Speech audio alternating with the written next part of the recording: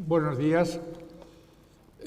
Muchas gracias por la asistencia. Nuestras disculpas por el retraso, pero los medios de comunicación pues, han respondido y tenían muchas preguntas que formularnos. Este acto de presentación al público del informe tiene como objeto llamar la atención de la opinión pública sobre lo sucedido y no solo nos conformamos con eso, sino que aportamos posibles mejoras, críticas a lo que se hizo mal y proyectos para que en el futuro estas cosas no vuelvan a pasar. Pero claro, es una opinión y un informe que, como se ha dicho, va a tener su difusión en otras instancias. Y antes que nada, pues paso también a presentar a los miembros de la comisión. Fernando Flores Jiménez, que es profesor del Instituto de Derechos Humanos de la Universidad de Valencia y profesor de Derecho Constitucional en la misma universidad. María Victoria Zunzunegui Pastor, que es doctora en Epidemiología de la Universidad de California, profesora jubilada de la Escuela de Salud Pública de la Universidad de Montreal. Fernando Lamata Cotanda, médico experto en gestión y administración sanitaria, ha ocupado diversos cargos en el Ministerio de Sanidad, ha sido miembro del panel de expertos de la Comisión Europea en Políticas Sanitarias. Ana Freixas Farré, escritora, profesora jubilada de la Universidad de Córdoba, ha hecho importantes aportaciones sobre el envejecimiento en general y en especial de las mujeres. Cristina Monge La Sierra, socióloga, politóloga, profesora asociada de Sociología en la Universidad de Zaragoza y además participante continua en los medios de comunicación y siempre sus aportaciones son muy interesantes. Y Eduardo Ranz Alonso, abogado, profesor de la Universidad Carlos III y especialista en memoria histórica. Y el que les habla es Antonio Martín Pallín, que, como creo que he sabido, pues he desempeñado durante mi vida profesional mi cargo en el Ministerio Fiscal y en el Tribunal Supremo.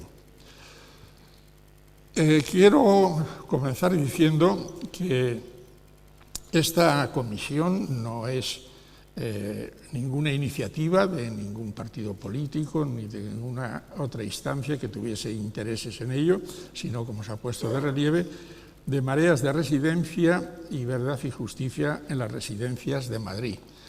Cuando se dirigieron a nosotros, primero planteándonos la idea y después solicitando nuestra participación, por supuesto, pues no tuvimos inmediatamente aceptamos esta tarea, sabiendo que iba a ser complicada y sabiendo que seguramente suscitará reticencias que siempre que vengan del campo científico y de los análisis contradictorios, estimamos que son razonables, pero no creo que nadie esté autorizado a decir que esta comisión tiene un sesgo político, y sino que se lea las 146 páginas que tiene el informe, donde podrá comprobar, si la lee con ojos limpios, que lo que tratamos es de nada menos, nada más que buscar la verdad y, sobre todo, proponer soluciones para un futuro que pasa inexorablemente por una mayor inversión. Y como todo el mundo sabe, en estos momentos está muy de actualidad, esto se hace a través de los presupuestos del Estado o de las comunidades autónomas, y los presupuestos los confeccionan los políticos que han sido elegidos por los ciudadanos. Luego, evidentemente, si se toma conciencia de que esto no ha mejorado, sino que, según muchos informes, se puede decir razonablemente que ha empeorado, pues bueno, ya sabemos cuál es lo que se puede hacer en una sociedad democrática cuando se llama a los ciudadanos a las urnas. También somos conscientes, y lo queremos decir, que no se trata de una excepcionalidad única de la Comunidad de Madrid. Esto fue, como todo el mundo sabe, por eso se llama pandemia mundial. Ya no solamente pasó aquí, pasó en toda España, pasó en toda Europa y pasó en todo el mundo. Y la situación era verdaderamente excepcional, porque no creo que nadie estuviese preparado para abordar de una manera eficaz y previsible todo lo que estaba sucediendo y la transmisión del contagio tan rápido como se estaba produciendo. Esta situación de excepción coloca a los políticos, también a los de la Comunidad de Madrid, ante una decisión urgente y ante una opción para poner en marcha todos aquellos medios, en este caso creo que los científicos son insustituibles, que se consideren más adecuados para hacer frente y paliar. Nadie ha pensado que se podía llegar a la cifra de muertes 0, sino simplemente paliar y disminuir, como decimos en el informe, y después ampliarán otros componentes de la comisión, se podía haber mejorado. Pero claro, se parte de dos presupuestos que yo quiero resaltar en este momento. Se ha dicho por la presidenta de la Comunidad de Madrid que la premisa con la que partieron era que del mismo modo todos se iban a morir. Lo dejo a la reflexión de todos ustedes. Y otra alusión que afecta sobre todo a los que han tomado la palabra antes, Marea y Verdad y Justicia, de que están utilizando el dolor de las víctimas. Es que las víctimas son ellos. ¿Cómo se van a estar autoflagelando? Lo único que quieren es la verdad y el lenitivo y sobre todo el interés, que eso será compartido por todos, de que en el futuro esto no se vuelva a repetir o por lo menos se actúe de manera distinta. La comisión actuó durante 2 días prácticamente como una especie, recalco lo de especie, de Tribunal de Justicia en cuanto a las formas. Es decir, escuchamos a testigos, escuchamos a peritos e incorporamos documentos que, como pueden ustedes ver, al final del informe se cita la bibliografía científica que se ha utilizado. Luego, repito, la contradicción tiene que venir también de una opinión contraria, divergente o coincidente de informes científicos fiables. Esas declaraciones, bueno, pues se produjeron durante estas 2 sesiones. Queremos también resaltar que se dio oportunidad a la presidenta de la Comunidad de Madrid y a otros representantes, el consejero de Sanidad, de Justicia Interior, etcétera, para que, si querían, acudiesen a dar su versión. Como es lógico, bueno, esperábamos que no compareciesen, pero la oportunidad la tuvieron y, desde luego, pues hubiéramos tomado cuenta y lo hubiéramos consignado, por supuesto, en el informe todo aquello que nos hubieran transmitido.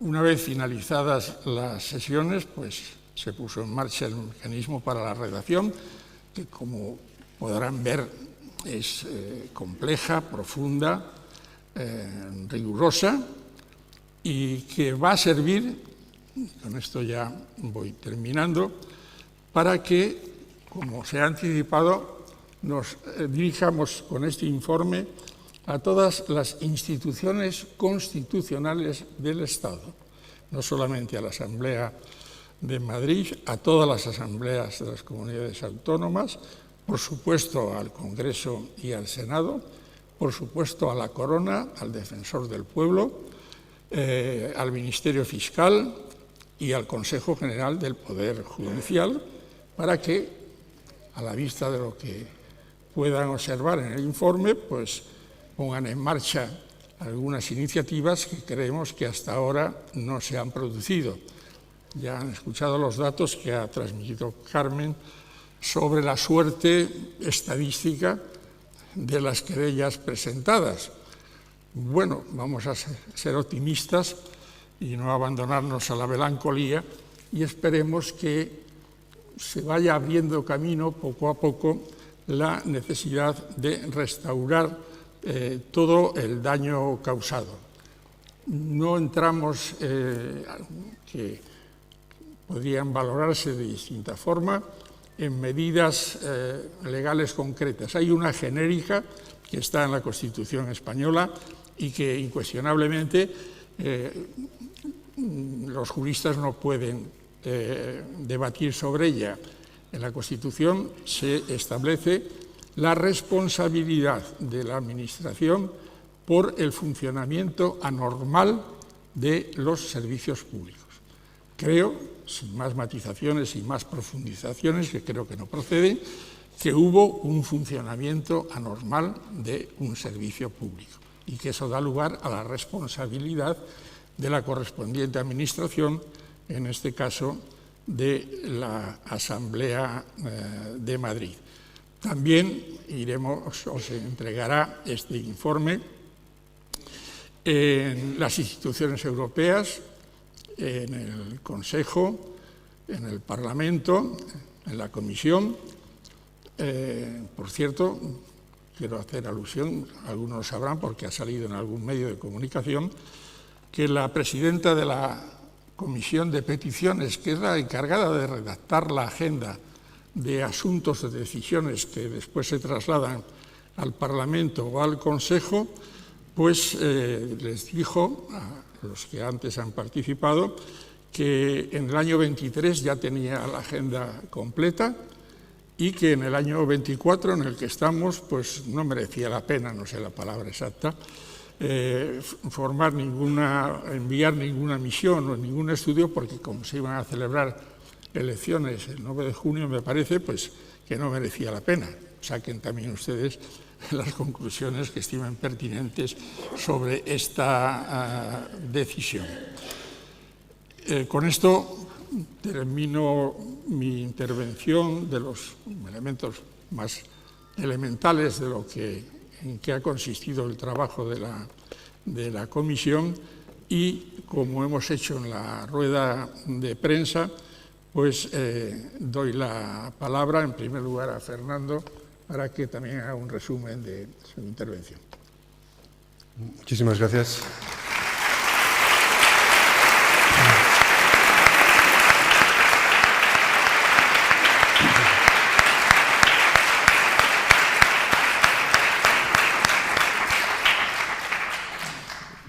Muchísimas gracias a todos y a todas por estar aquí, y gracias a la invitación para formar parte de esta comisión por parte de Marea de Residencias y de Verdad y Justicia. El informe,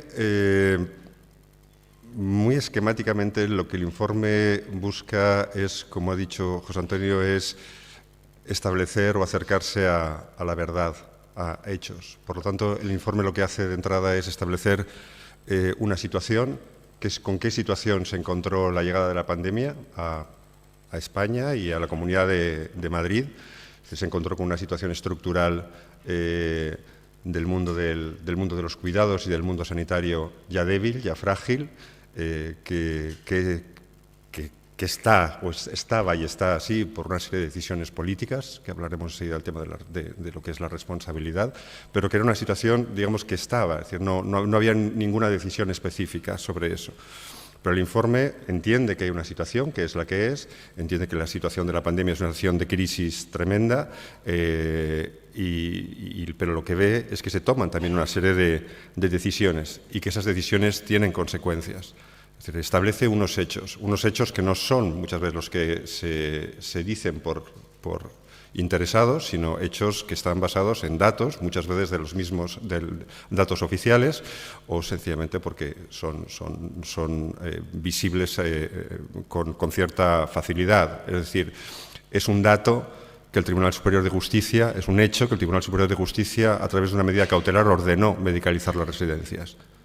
Y es un hecho que no se medicalizaron. Más allá de que se diga, sí se medicalizaron, no se medicalizaron. No se medicalizaron.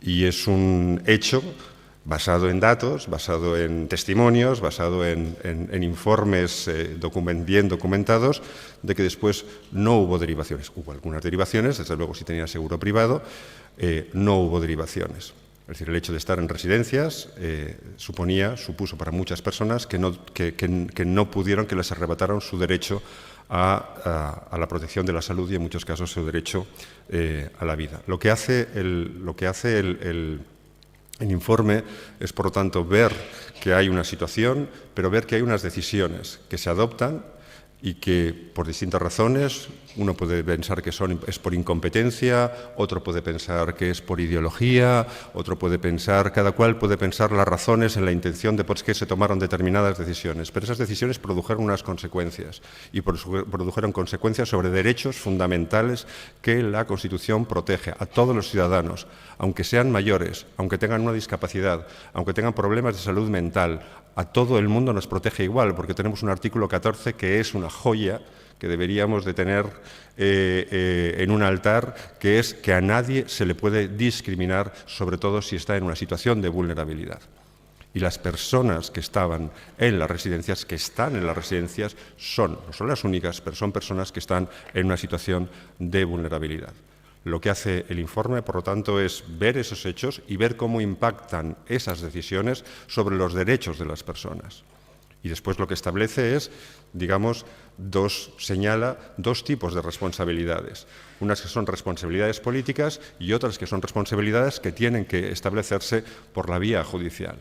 Las responsabilidades políticas tienen que ver que cuando tú tomas una decisión en un Estado de Derecho y tú eres un poder público, tú estás sometido al ejercicio del control ciudadano, del control de las instituciones parlamentarias, evidentemente, y de todo tipo, mediáticas, etcétera, cuando los medios hacen su trabajo y, en su caso, de los tribunales.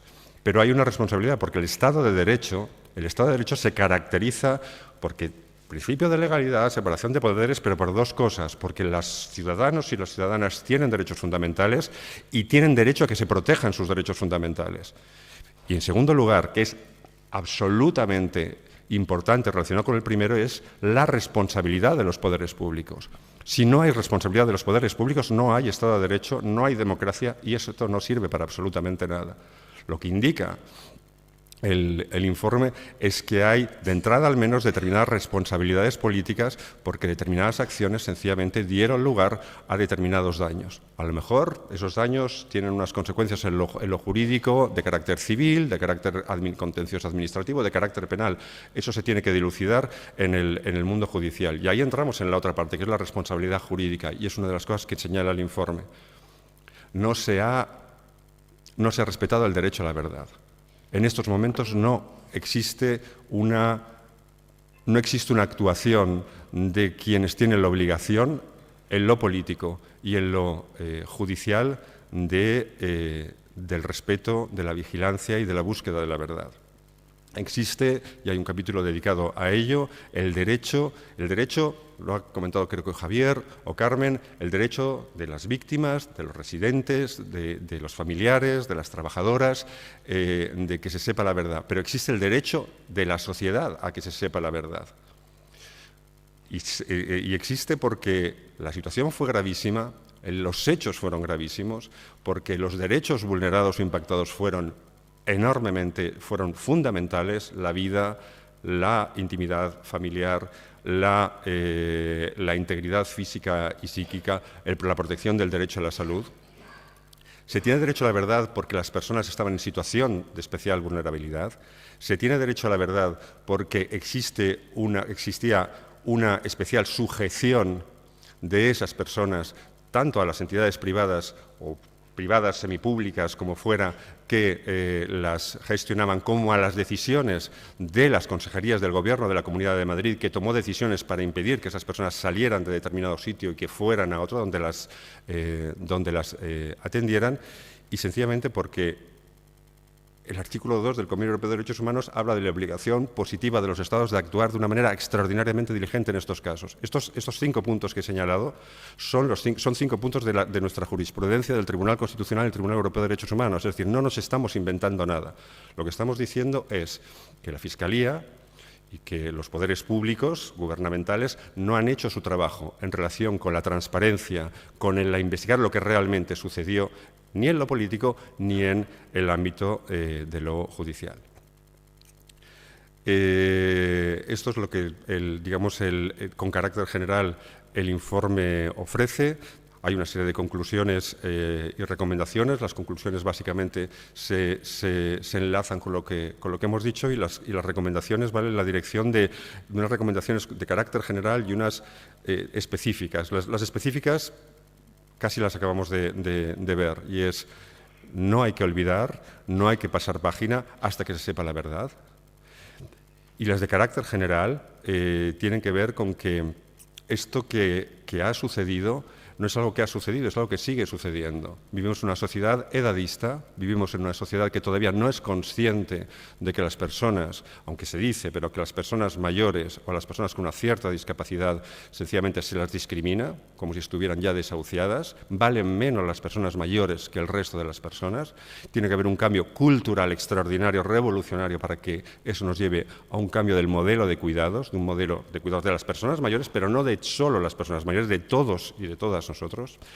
Y hay una recomendación dirigida en ese sentido y que se une con lo que ha comenzado comentando José Antonio, que es un tema de inversión, es un tema presupuestario y es un tema de pensar, que ya se está pensando y hay mucho trabajo realizado sobre un cambio de modelo de gestión de la vida de las personas, donde la persona esté en el centro, y cultural, para que entendamos que desde el principio al final de la vida todo el mundo vale igual. Muchísimas gracias.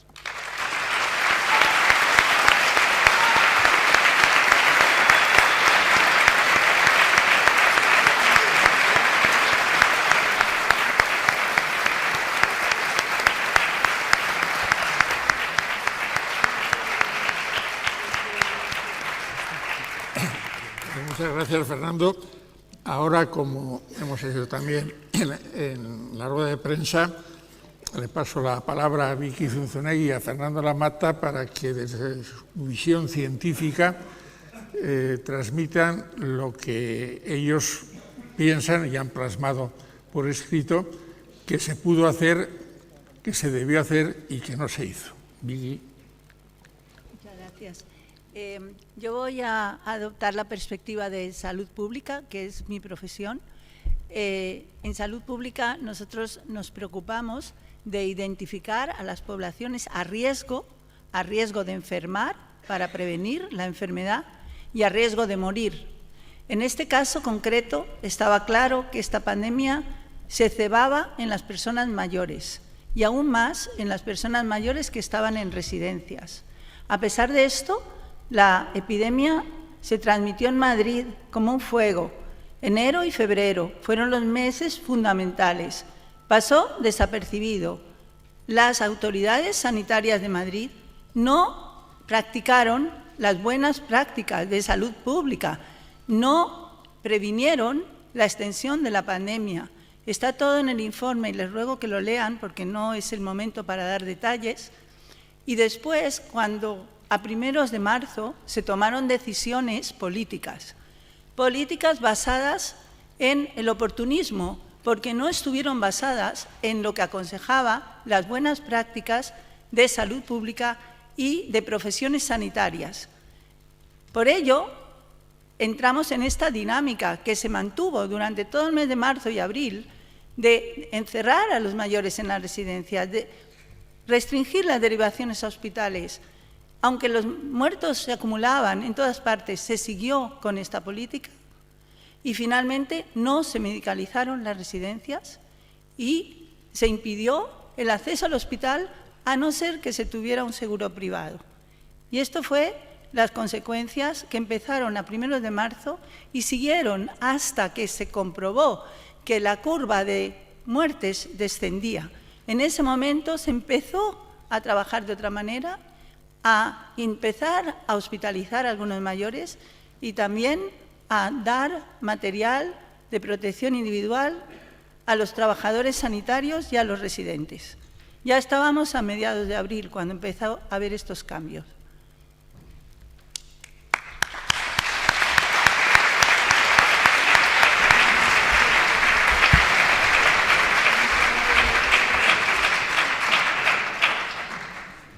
Muchas gracias.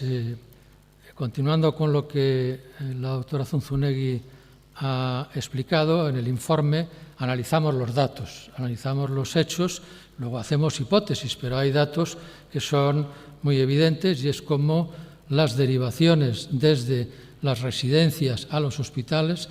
En el mes de enero y febrero había una derivación media de 120 personas por día y en el 7 de marzo esas derivaciones caen a 65, a la mitad de derivaciones.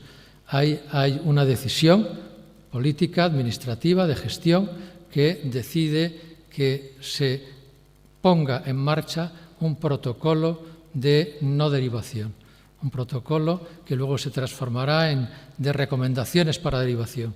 Pero el efecto, lo que muestra claramente los datos, que son datos públicos de la Comunidad de Madrid, del portal de transparencia, es que cae a la mitad cuando en ese momento las infecciones estaban disparándose y lo que era esperable es que hubiera habido 3 veces más de derivaciones, unas 200 al día. Lo que se restringe es a 120, 130 personas cada día, esa petición del auxiliar, del médico de la residencia, de la dirección de la residencia, del familiar, que quiere trasladar y que se le dice que no. En el 112 se le dice que no, en el hospital se le dice que no. Ahí hay una decisión política. Esa decisión se visualiza, se concreta en los protocolos de la vergüenza que aparecen sucesivamente firmados por el director general de coordinación. Esta, expresión ya de esa voluntad política lo que hace es mostrar un criterio de selección que discrimina por lugar de residencia, estar en una residencia de mayores, por discapacidad física, discapacidad intelectual. Es contrario a los derechos humanos, es contrario al sentido común. Pero se dice, es que daría igual, hubiera pasado igual, no podíamos hacer otra cosa, era una situación tremenda. Es verdad que era una situación tremenda, pero había alternativas. Había alternativas como medicalizar las residencias, no se hizo. Hay testimonios en el documento de distintas autoridades que así lo certifican, pero entre otros don Antonio Burgueño, que era el coordinador o asesor del gobierno de la Comunidad de Madrid, que afirma no se medicalizaron. ¿Dónde fueron los recursos que podían haber medicalizado? Fueron a IFEMA. Fueron 3.000 profesionales, según la memoria del SERMAS, 3.000 personas fueron a IFEMA, entre ellos más de 1.000 sanitarios, médicos, enfermeras, técnicos de cuidados auxiliares de enfermería. Esos recursos podían haber ido a medicalizar unas 1.300 camas, que son las que necesitaban esos pacientes a los que se denegó la derivación. Por tanto, sí había una alternativa con los recursos disponibles. Otra decisión distinta. Podían haberse derivado a hospitales privados.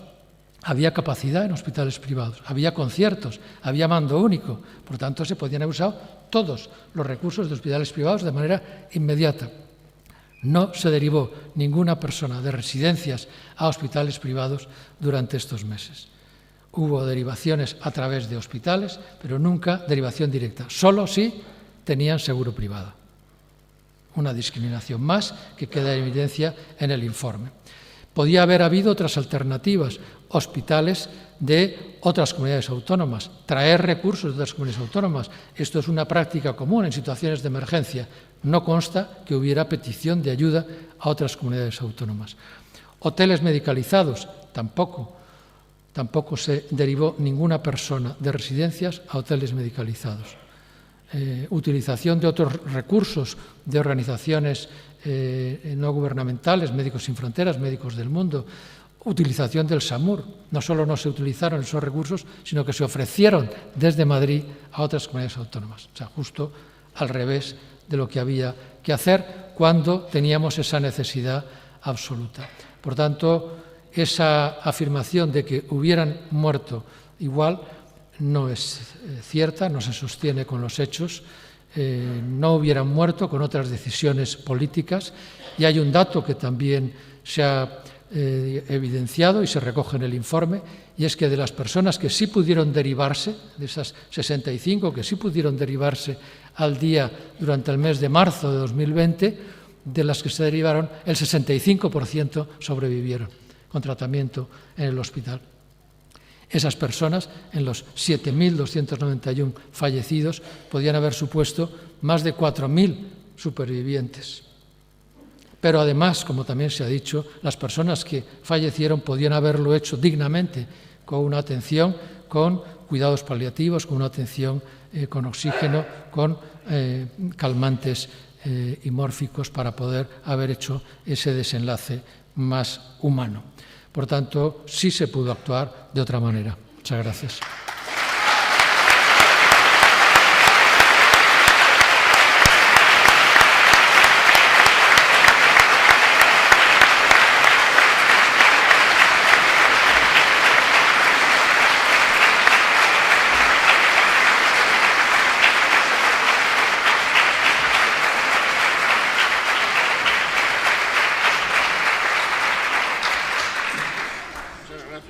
Vicky y Fernando, no sé si me escuchan, tiene ahora la palabra Eduardo Ranz. Buenos días. ¿Se escucha? No sé si se escucha. Bueno, es que nos han puesto aquí uno. Bueno, me acerco a este y ya está. Me han puesto el otro. ¿En el micrófono? ¿Correcto? ¿En la corbata? Vale. Bueno, buenos días a todos. A raíz de los medios de prueba que hemos podido conocer, las pruebas documentales, las testificales de las familias y de los supervivientes, las periciales de los expertos que comparecieron, pues la comisión llega a una conclusión muy clara, que es que se ha quebrado el derecho constitucional de protección de la salud y asistencia sanitaria. Se ha roto con el derecho a la igualdad de trato, con la no discriminación por edad, y se ha vulnerado el derecho a la vida, el derecho fundamental a no ser privado de la vida. ¿Desde cuándo los cargos políticos y los responsables de la Administración Sanitaria Autonómica de Madrid sienten temor? Pues no lo sabemos, pero lo que sí es un hecho es que la Comisión de Investigación de la Asamblea de Madrid se paralizó en sus inicios. No ha habido una investigación judicial efectiva y, como dijo Manuel Rico en su comparecencia, esta comisión suple un espacio que tenía que haber sido desarrollado en las instituciones y debíamos de haber contado con una comisión, con una fiscalía que de oficio instruyera los hechos. A lo largo de nuestra investigación nos hemos encontrado con grandes contradicciones. Sabemos las dificultades que tenían las familias para comunicar con las residencias, sabemos que no podían acceder a las residencias, pero, por ejemplo, quien sí entró fue Telemadrid a exhibir una parte de la realidad, por cierto, incumpliendo los protocolos. Para las familias las comunicaciones telefónicas eran muy difíciles y sobre todo el temor de la última llamada, que es la que anunciaba el fallecimiento de nuestro padre o de nuestra madre. Cuanto menos se ha negado el derecho natural de un padre a morir con los suyos, con sus hijos, esto para el caso que esas muertes no hubieran podido evitarse. Las víctimas tienen derecho a ser escuchadas, a que se les entreguen los enseres personales, los informes médicos que expongan el final de la vida. Estos informes en muchos casos no fueron entregados y los enseres, los recoge el informe, las propias familiares tienen dudas que esos enseres pertenecieran a sus padres o a sus madres. Las víctimas sufrieron discriminación por edad sin que pudieran defenderse, y eso supuso un camino de sufrimiento y de muerte en soledad. Cualquiera que haya tenido contacto tanto con las víctimas como supervivientes, como con las víctimas indirectas, que son los descendientes, llega a la conclusión que estas víctimas lo único que quieren es saber, es conocer la verdad, su verdad, el derecho a la verdad. Nadie les va a devolver a sus familiares, pero este informe, junto con una instrucción penal efectiva, una resolución judicial digna, puede traer algo de reparación. Por ello, es fundamental que algún día exista una resolución judicial que haga saber a las familias si sus padres, sus madres, sus mayores recibieron la atención médica a la que eran merecedores. Muchas gracias.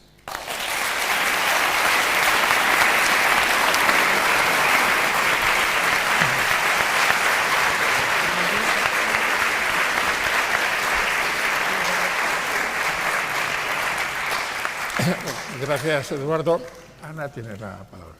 Bueno, solamente hacer una pequeña reflexión sobre el papel que en todo este drama ha tenido los geriatras y las geriatras, ¿no?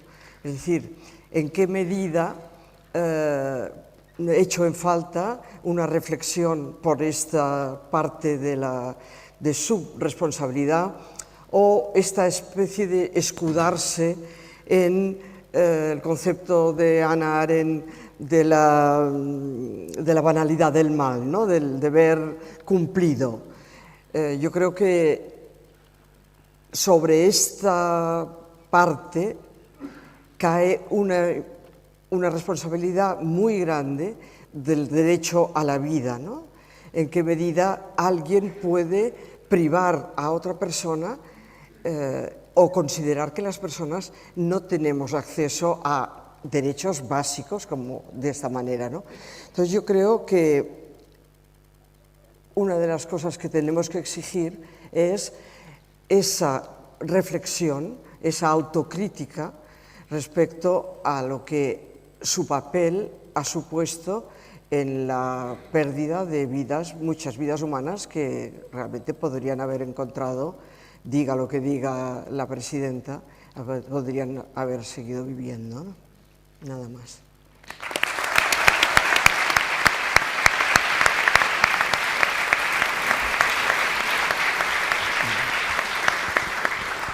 Gracias, Ana. Cristina, ya para cerrar las intervenciones. Muchísimas gracias. 3 reflexiones rápidas desde un punto de vista probablemente más general y más político que creo que hay que hacer aquí. Primero, este informe, este trabajo, parte de una exigencia profundamente democrática. La sociedad civil, Marea Residencias, Verdad y Justicia en las Residencias, familiares, piden que alguien investigue esto porque quien tendría que hacerlo considera que no lo ha hecho suficientemente. Y un grupo de profesionales ponen su conocimiento a disposición de la sociedad, a disposición de intentar dar luz o intentar aclarar o aportar lo que puedan a ese problema social que surge del drama que ha sido todo esto que estamos hoy analizando aquí. Por lo tanto, estamos ante algo que parte de una exigencia profundamente democrática. Segundo, algo cuyo objetivo y cuyo fin es absolutamente imprescindible si queremos seguir hablando de este sistema como un sistema democrático. Estamos hablando nada menos que del derecho a la verdad. Lo han comentado el profesor Flores, lo han comentado diferentes compañeros, un derecho a la verdad sin el cual los principios democráticos empiezan a hacer aguas. Por lo tanto, es una exigencia democrática saber aquí qué ha pasado. Y precisamente por eso considerábamos desde el principio que teníamos una especial obligación de ser especialmente rigurosos, no solamente porque se nos supone nuestro trabajo, sino porque estábamos hablando nada menos que de intentar hacer valer ese derecho a la verdad. Una exigencia que ha llevado a analizar documentos, informes, están todos colgados, por cierto, en una página web que ustedes pueden consultar, que se llama comisionverdadresidenciasmadrid.wordpress.com. Ahí tienen todo colgado, ustedes y quien quiera discutir también o quien quiera dialogar con este informe lo tiene colgado allí. Un rigor que ha llevado a llamar a declarar nada menos que a 70 personas, de las cuales aproximadamente la mitad han aceptado pasar y otras tantas no. Podrán imaginarse, pero en cualquier caso están colgados también en la página web quienes acudieron a esta llamada y quienes prefirieron declinar la invitación. Y un rigor especialmente importante en un momento en el que se estaban planteando o se estaban dando situaciones de enorme gravedad, como sabemos. Me gustaría traer aquí una declaración que hizo en esa comparecencia Miriam Alía, portavoz de Médicos Sin Fronteras, que dijo: «Es la primera vez que veo que un triaje se basa en la dependencia. El criterio de exclusión desplazó al de vulnerabilidad». Si el criterio de exclusión desplaza al de vulnerabilidad, ¿hasta qué punto se puede garantizar el derecho a la vida, como decía Eduardo? ¿Hasta qué punto se puede reconocer ese derecho a la verdad, como comentaba el profesor Flores? Y finalmente, he dicho, tiene un origen radicalmente democrático. Segundo, es una exigencia democrática saber qué pasó. Y tercero, la lógica democrática dice que no se puede quedar aquí. Eduardo plantea, necesitamos una resolución judicial, por supuesto, pero no solamente eso. En esta sala estáis representantes de instituciones, diputados, diputadas, concejales, concejalas, estáis medios de comunicación, periodistas, estáis personas de la sociedad civil organizada, estáis familiares, estáis ciudadanos y ciudadanas, que entre todos construimos democracia. Por lo tanto, creo que es el momento de que cada cual, desde su sitio, se pregunte qué puede hacer para que efectivamente quede garantizado el derecho a la verdad. Muchas gracias.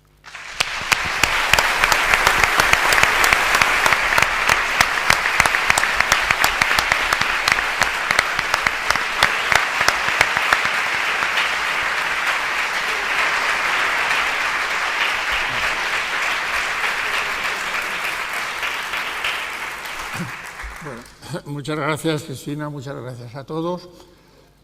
Ahora me quedaría hacer una pequeña reflexión final sobre todo lo que han escuchado y sobre todo la recomendación de la lectura para el que tenga interés total o parcial de lo que recogemos en este riguroso informe que yo espero que tenga algún impacto sobre la insensibilidad, la falta de empatía e incluso la demostración de una contradicción únicamente ideológica y no basada en criterios científicos de lo que realmente pasó.